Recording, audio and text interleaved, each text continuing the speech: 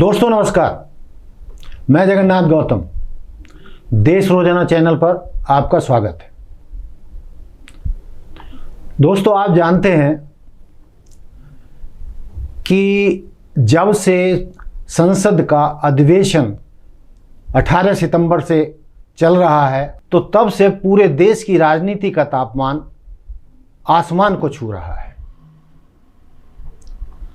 जिस तरीके से देश की राजनीति का तापमान बुलंदियों पर है, उसी तरीके से 2 दिन पहले जिस तरीके से कांग्रेस के वरिष्ठ नेता पूर्व सीएम भूपेंद्र सिंह हुड्डा ने दिल्ली में एक प्रेस कॉन्फ्रेंस करके यह घोषणा की कि यदि हरियाणा में इंडिया गठबंधन के साथ गठबंधन किया गया या इनेलो के साथ चुनावी गठबंधन किया गया तो ये मैं पसंद नहीं करूंगा और मेरी बात नहीं मानी गई तो मैं कांग्रेस भी छोड़ सकता हूं।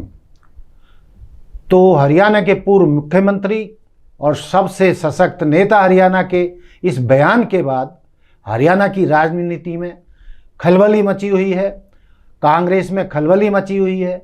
नीचे से लेकर हाई कमान तक यह मुद्दा छाया हुआ है। प्रदेश की राजनीति बहुत गर्मा गई है। तो इसी मुद्दे को लेकर आज हमारे स्टूडियो में हमारे मेहमान हैं कांग्रेस के वरिष्ठ नेता और कई वर्षों से कांग्रेस के प्रवक्ता रहे कांग्रेस नेता विजय कौशिक जी। आपका हमारे स्टूडियो में स्वागत है। धन्यवाद गौतम जी। तो आज हम इनसे जो कांग्रेस में गतिविधियां चल रही हैं, वर्तमान में जो माहौल गरमाया हुआ है, उन्हीं मुद्दों पर बातचीत करेंगे। तो कौशिक जी, मैं सबसे पहले आपसे यही जानना चाहूँगा कि जो ये अचानक हुड्डा जी ने बयान दिया है, इसका क्या मतलब है? देखिए, मैं 2 चीज़ें संक्षिप्त में बताना चाहूँगा। पहली चीज़, राष्ट्रीय स्तर पर जो स्थिति है, वो स्थितियां क्यों तेजी से बदल रही हैं, क्यों विशेष सत्र सरकार को बुलाना पड़ा। तो उसमें मुद्दा ये है कि जो कई राज्यों के चुनाव होने वाले हैं, जिनमें मध्य प्रदेश में, राजस्थान में, छत्तीसगढ़ में कांग्रेस की सरकार आने जा रही है, तो कहीं ना कहीं मोदी सरकार इससे हिली हुई है। उनको लगता है कि अगर लोकसभा चुनाव से पूर्व इन राज्यों में कांग्रेस की सरकार बन गई तो उनके लिए देश में सरकार बनाना मुश्किल होगा। इसलिए वो हो सकता है कि समय पूर्व भी चुनाव करा दें। तो उस परिस्थिति में वो ताबड़तोड़ ऐसे चुनावी निर्णय ले रहे हैं जिनसे लोगों को वर्तमान में कोई फायदा नहीं है, चाहे महिला आरक्षण बिल की बात हो। उसी तरीके से हमारी कांग्रेस पार्टी गठबंधन के पक्ष में बिल्कुल नहीं थी, लेकिन देश हित में राहुल गांधी जी ने, मल्लिकार्जुन खड़गे जी ने, सोनिया गांधी जी ने और हमारे और सीनियर नेताओं ने, केसी वेणुगोपाल जी ने तय किया कि देश इस समय आर्थिक मोर्चे पर बर्बादी की तरफ है और बहुत से मोर्चे हैं जिनमें आम जनता महंगाई की मार से त्रस्त है। देश को लोग छोड़ कर जा रहे हैं, बड़े बड़े पूंजीपति। तो अगर इस सरकार की दमनकारी नीतियों पर लगाम नहीं लगाई गई, इस सरकार को नहीं रोका गया, तो ये देश को बर्बाद करके रख देंगे। तो उस परिस्थिति में हमने ये निर्णय लिया कि हम गठबंधन करें।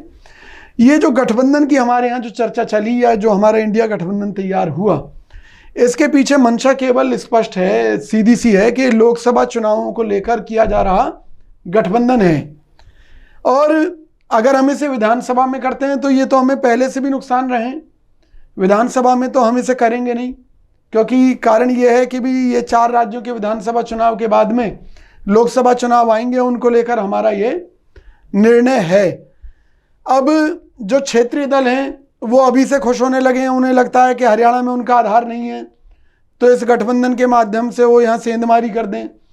तो चौधरी भूपेंद्र सिंह हुड्डा जी जैसा मजबूत नेता, मजबूत कार्यकर्ता कभी ये नहीं चाहेगा कि पार्टी जो है ऐसे लोगों के सामने सरेंडर कर दे कि जो हमारी ही गर्दन की कीमत पर हमारे प्रदेश पर काबिज होना चाहते हों या हिस्सेदारी लेना चाहते हों। क्यों? क्योंकि एक तरफ आम आदमी पार्टी है जिसके ऊपर आरोप हैं कि पंजाब में खालिस्तानियों के साथ मिलकर उन्होंने सरकार बनाई और जो SYL नहर का जो मामला है ये लोग सुलझने नहीं दे रहे। वहीं दूसरी तरफ चौटाला जी के साथ मतभेद आपके सामने क्लियर हैं। तो उन परिस्थितियों में हुड्डा जी का निर्णय सही है, और लेकिन हमें विश्वास है वो पार्टी नहीं छोड़ेंगे उन्होंने अपनी एक पीड़ा कही है कि अगर किसी परिवार में कोई ज़्यादा ही मतभेद हो जाए तो इंसान क्या कहेगा, भाई ठीक है भाई, अगर आप नहीं रखना चाहते घर में तो अलग बात है, लेकिन निश्चित तौर पर उनके नेतृत्व में चुनाव होने जा रहे हैं हरियाणा के अंदर, हमारी सरकार बनेगी, ये तय है।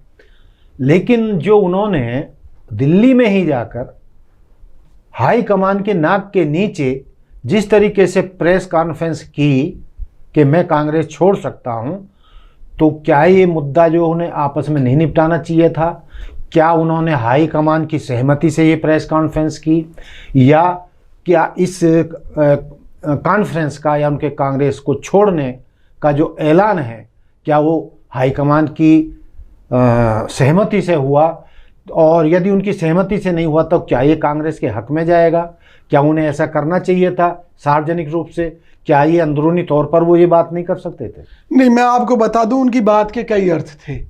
आपको याद हो तो पिछले काफी समय से दीपेंद्र भाई ज्यादा सक्रिय हैं और दीपेंद्र हुड्डा जी को हरियाणा में मुख्यमंत्री पद का दावेदार माना जा रहा है।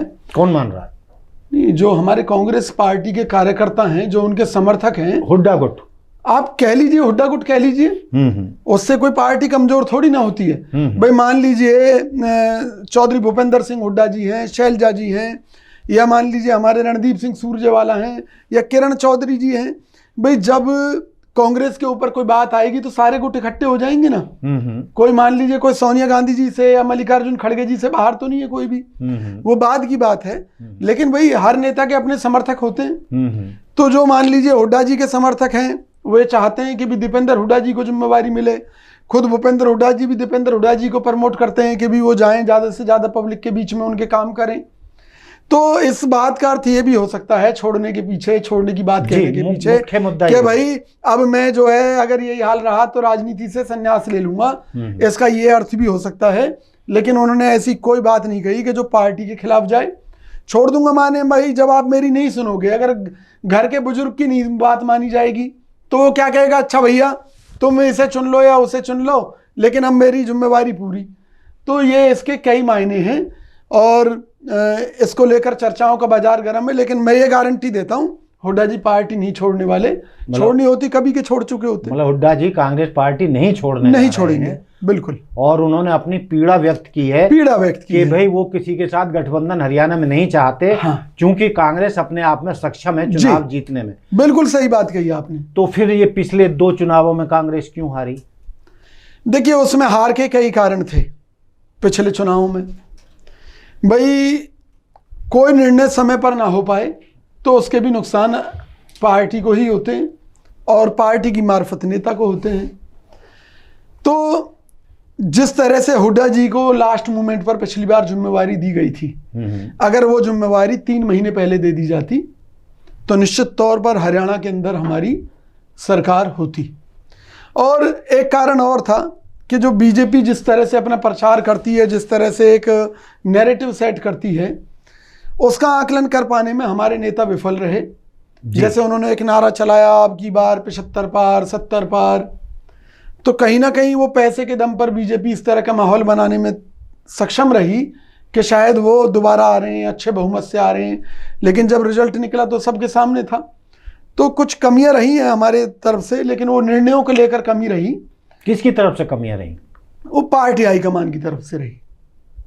चलिए अगले मुद्दे पर आते हैं, अगले सवाल पर आते हैं।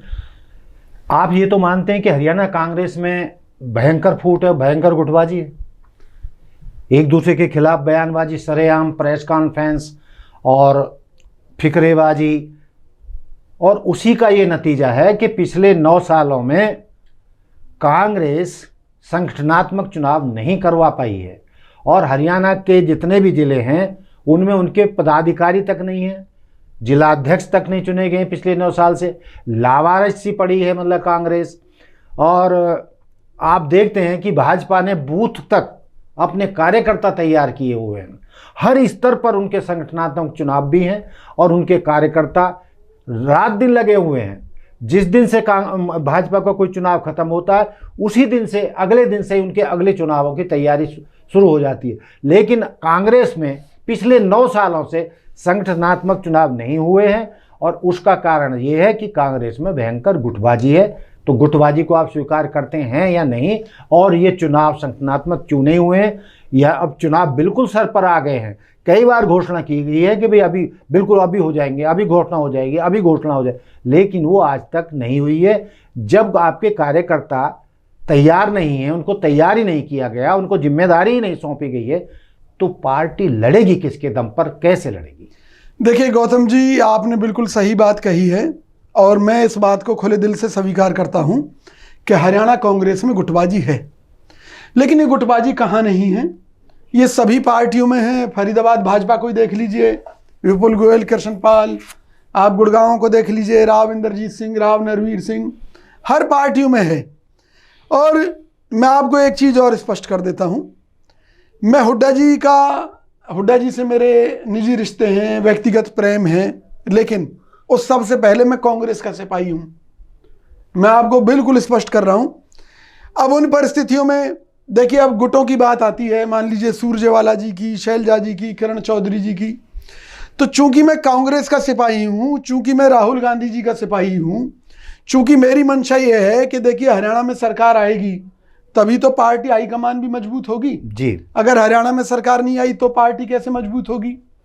तो सवाल यह है कि क्या इनमें से सुरजेवाला जी अपने दम पर हरियाणा में सरकार बनाने में सक्षम हैं? क्या शैलजा जी अपने दम पर इतने विधायकों को जिताकर लेकर आने में सक्षम हैं? ठीक है, मैं मानता हूं पार्टी के नाम पर उम्मीदवार जीतते हैं, लेकिन फिर हम उन उम्मीदवारों की राय की बात करते हैं।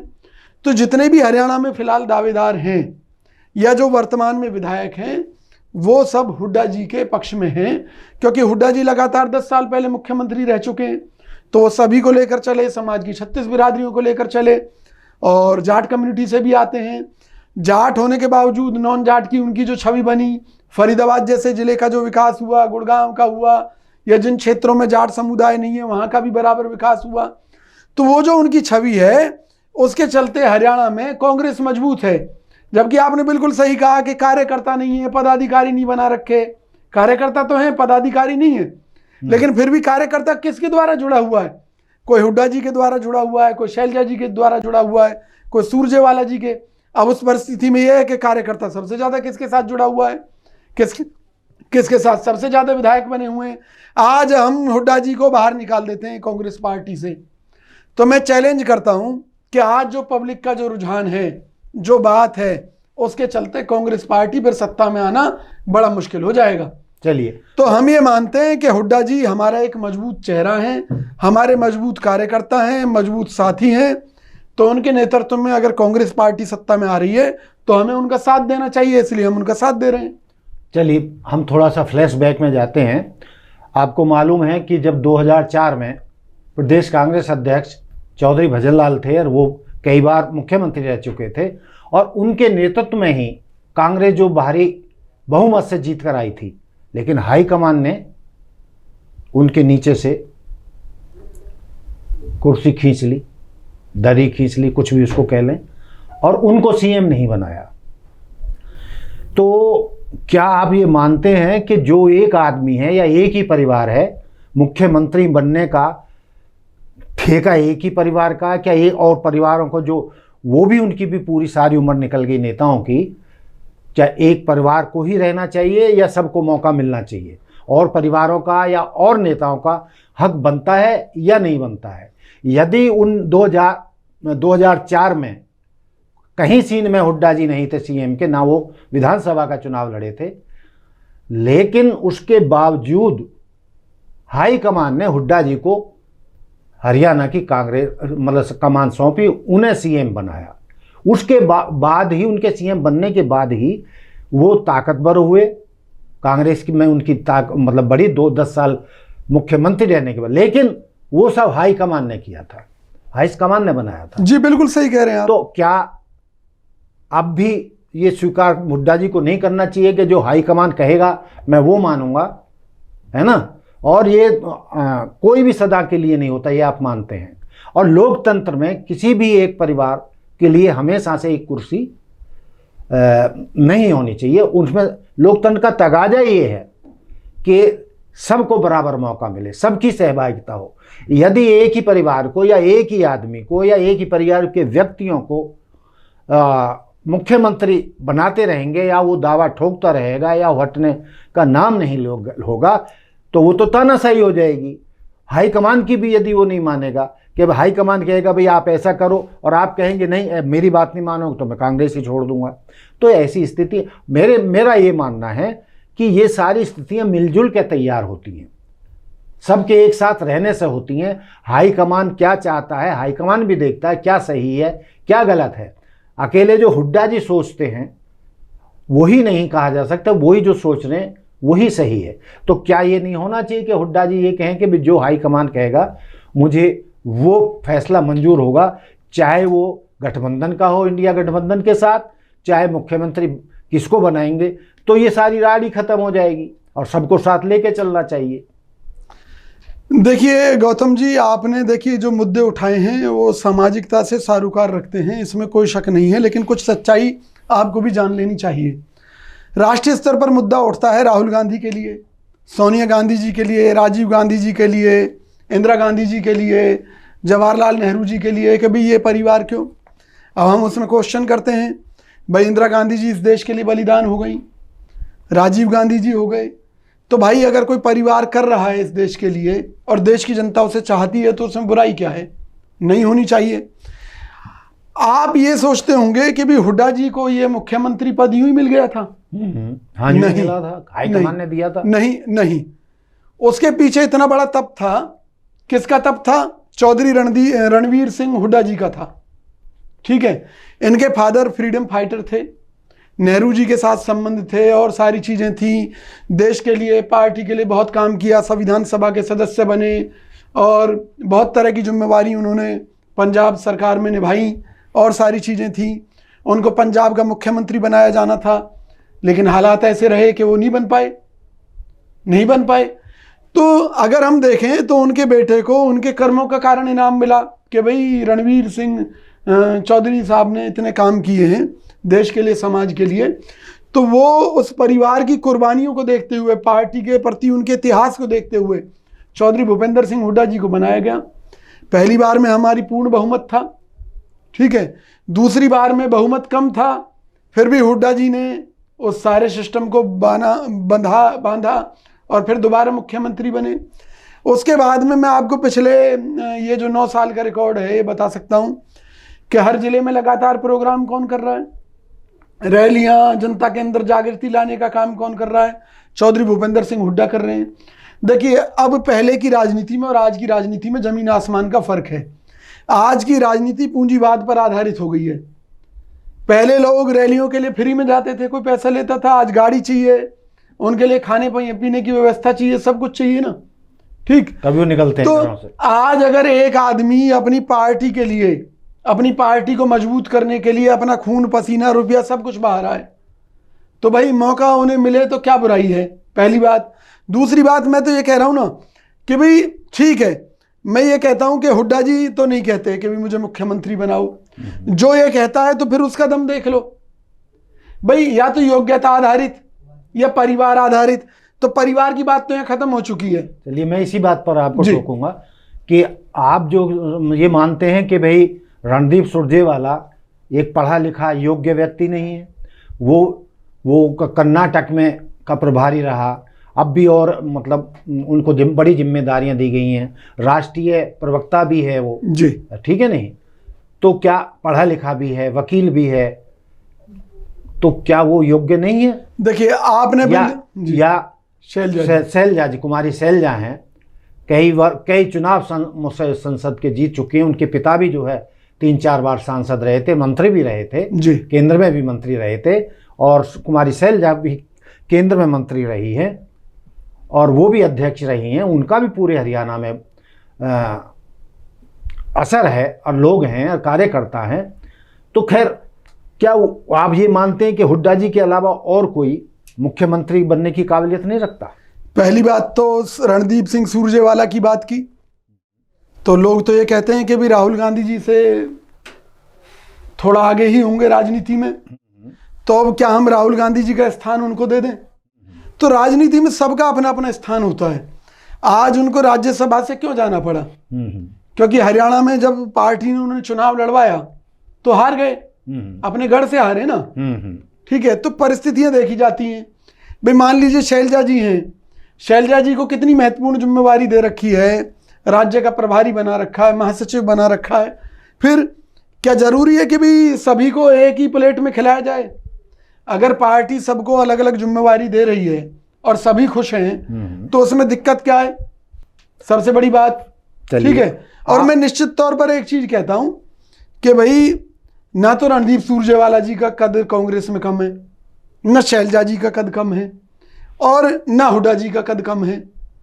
अब सवाल यह है कि अगर हम ये कहते हैं कि भाई विधायकों की जो राय होगी उस आधार पर सीएम तय होगा, तो आप उस चीज पर चले जाइए, हमें कोई ऐतराज नहीं। हाँ, तो उनको यही कह रहे हैं वो। हाँ, तो और आपने हुड्डा जी भी यही कह रहे हैं। सुरजेवाला जी के हारने की बात कही कि भाई वो किसी उपचुनाव में हार गए थे, तो पिछले 2019 के जो लोकसभा चुनाव हुए थे तो उसमें तो सुरजेवाला अपने हुड्डा जी और दीपेंद्र जी रोहतक से और सोनीपत से दोनों बाप बेटे हारे थे। नहीं, आप तो ये तो हार जीत चलती नहीं, आप मेरी बात का मर्म नहीं समझे। मैंने ये कहा कि दोनों बाप बेटे हारे थे या नहीं? सुनिए ना, और 19 में ही हारे थे। नहीं, सुनो ना, मैंने रणदीप सिंह सुरजेवाला के लिए ये कहा कि वो यहाँ से हार गए, फिर भी पार्टी ने उन्हें राज्यसभा से भेजा ना जी। मेरे कहने का भाव ये है कि पार्टी हर किसी का ध्यान रखती है, किसको कब क्या देना है। वो यहाँ से हार गए लेकिन उन्हें राज्यसभा से भेज दिया, उनको कई राज्यों की जिम्मेवारी दे दी, अभी मध्य प्रदेश का प्रभारी बनाया है। तो पार्टी को ये याद है किसको कब क्या देना है, जो योग्य होगा वो हरियाणा का मुख्यमंत्री बनेगा, और कोई भी हो सकता है। चलिए, चलते चलते मान लीजिए आपने ये कह दिया कि भाई हुड्डा जी ने प्रेस कॉन्फ्रेंस में जरूर कहा कि भाई मैं कांग्रेस छोड़ सकता हूं। सपोज कर रहे हैं हम, आपने कह दिया कि नहीं छोड़ेंगे। यदि ऐसी कोई स्थिति आती है और कांग्रेस मतलब हुड्डा जी कांग्रेस छोड़ देते हैं, तो उन स्थितियों में क्या उनकी स्थिति रहेगी? कितने विधायक उनके साथ जाएंगे, कितने नेता उनके साथ जाएंगे, वो क्या स्थिति हो सकती है? और मैं आपसे खुद पूछता हूं कि भाई आप हुड्डा जी के साथ जाएंगे या कांग्रेस के साथ रहेंगे? देखिए, ये सवाल जब आते हैं, क्योंकि मुझे अंदर की ज़्यादातर बातें मालूम हैं, तो इसलिए मैं कह सकता हूं कि हरियाणा में हुड्डा जी कांग्रेस नहीं छोड़ेंगे, क्योंकि उनकी पहचान कांग्रेस से है, उन्हें अच्छी तरह मालूम है। और कांग्रेस को भी मालूम है कि कांग्रेस का जो मजबूत सिस्टम है, आधार है हरियाणा में, वो फिलहाल चौधरी भूपेंद्र सिंह हुड्डा जी के कारण है। मतलब नहीं छोड़ेंगे? हाँ, नहीं छोड़ेंगे। मतलब सिर्फ धमकाने के लिए हाईकमान को? नहीं, धमकाने के लिए नहीं, उन्होंने अपना दर्द व्यक्त कर दिया होगा कि भाई अगर नहीं मानी जाएगी तो भाई क्या करेंगे जी। तो मैं एक बार उस पर, लेकिन उन्होंने ये तो नहीं कहा कि भाई मैं ये कर दूंगा या मेरा ये जवाब है। कौशिक जी, अभी आपने कहा कि मैं अंदर की सारी बातें जानता हूं जी। 9 साल से जो है, मैं फिर उसी मुद्दे पर आ रहा हूं कि 9 साल से जो कांग्रेस के संगठनात्मक चुनाव नहीं हुए हैं, वो कब होंगे? देखिए, ये कहीं ना कहीं पार्टी हाईकमान में निर्णय लेने की कमी है। ये केवल कोई एक राज्य की स्थिति नहीं है, ऐसे कई मामले हैं। मान लीजिए हम दिल्ली में नहीं चाहते थे कि आम आदमी पार्टी से हमारा समझौता हो, भाई क्यों हो? दिल्ली में क्या आधार है लोकसभा में आम आदमी पार्टी का? ठीक है, जब पहली बार वो जीत कर आए थे, अगर कांग्रेस पार्टी ने समर्थन ना दिया होता तो केजरीवाल जी की दुकान उसी समय बंद हो गई होती। इसी तरह पंजाब में हमने अपने पैरों पर कुल्हाड़ी मारी।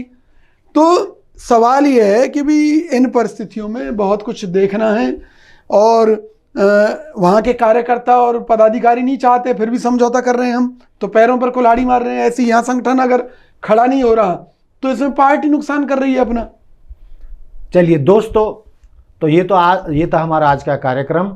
इस कार्यक्रम में जो है सारे सवालों के जवाब कांग्रेस नेता और प्रवक्ता रहे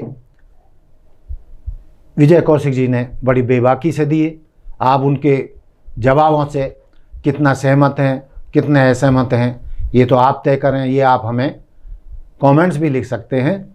लेकिन कौशिक जी ने जो इस साक्षात्कार में जो बातें कहीं, तो कांग्रेस के भीतर की कई बातें स्पष्ट भी हुई हैं, और जो सवाल अभी भी रह गए हैं उनके भी उन्होंने कारण बताए हैं, और उन्होंने उम्मीद जाहिर की है कि हुड्डा जी कांग्रेस कतई छोड़ने नहीं जा रहे हैं, और आने वाले में प्रदेश कांग्रेस में सब कुछ ठीक ठाक हो जाएगा। इन्हीं शब्दों के साथ मैं आज का ये कार्यक्रम समाप्त करता हूं।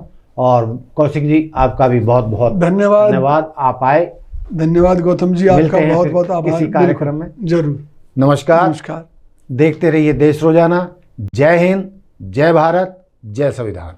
हमारे साथ जुड़े रहने के लिए देखते रहिए देश रोजाना का YouTube चैनल सब्सक्राइब कीजिए। साथ ही देश रोजाना की खबरें सबसे पहले देखने के लिए प्रेस कीजिए बेल आइकन।